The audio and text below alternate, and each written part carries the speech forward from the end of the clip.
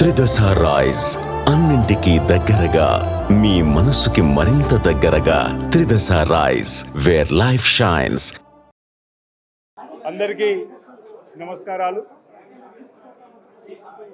రాష్ట్ర శాసనసభ సమావేశాలు ఈరోజు ప్రారంభం కాబోతా ఉన్నాయి.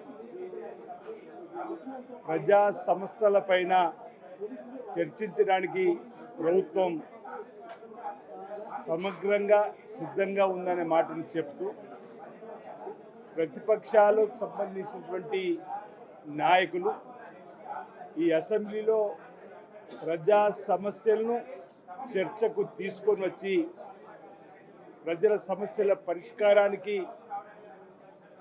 తగిన సూచనలు సలహాలు ఇస్తారని చెప్పనే భావనలో ఉన్నాం.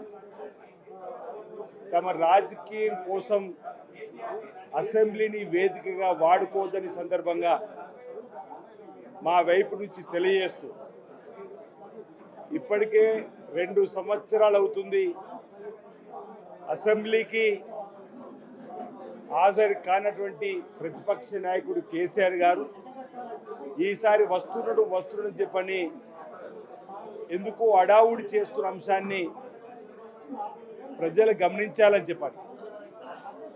వస్తున్నాడు అంటే విచిత్రంగా అనిపిస్తుంది.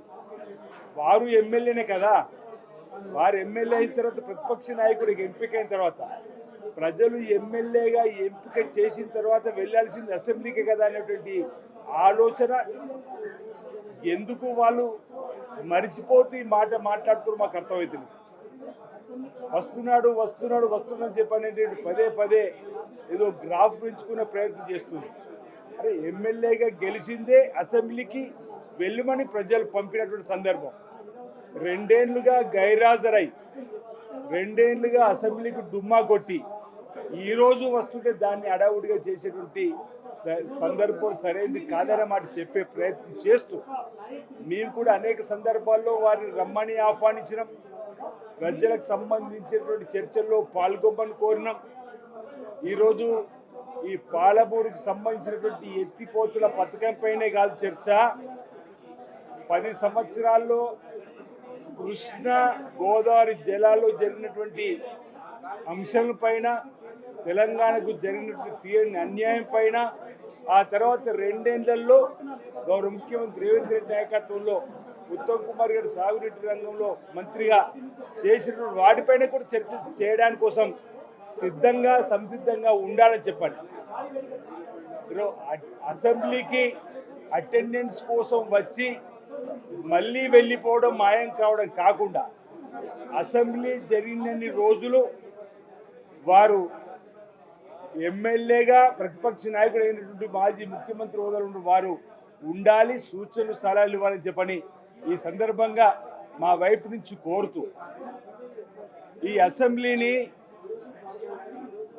మామ అల్లుడు కొడుకులాగా రాజకీయం కోసం మార్చుకోకుండా, లేదంటే అసెంబ్లీలో నేను రాకపోతే ఇద్దరి మధ్య ఉన్నట్టు గొడవలు పెరిగిపోతున్నాయి, మా పార్టీ ప్రతిష్ట తగ్గిపోతుందని చెప్పనే భావనతో వస్తుందనేటువంటి మాటను కూడా ప్రజలు చర్చించుకున్న సందర్భంలో ఈరోజు తెగ అడావుడి చేస్తున్నటువంటి వారికి, అంటే ఒకవేళ ఈరోజు వారు వస్తురని చెప్పని బీఆర్ఎస్ నాయకులు కారెక్కిండు, బయలుదేరిండు, వస్తుండు అనేటువంటి మాట అంటే ఈ 2 ఏళ్లలో మీరు అసెంబ్లీలో ప్రజా సమస్యలు లేవనెత్తడంలో విఫలమైతే వారు బయలుదేరినని చెప్పని మీరు చెప్పదలుచుకున్నారా?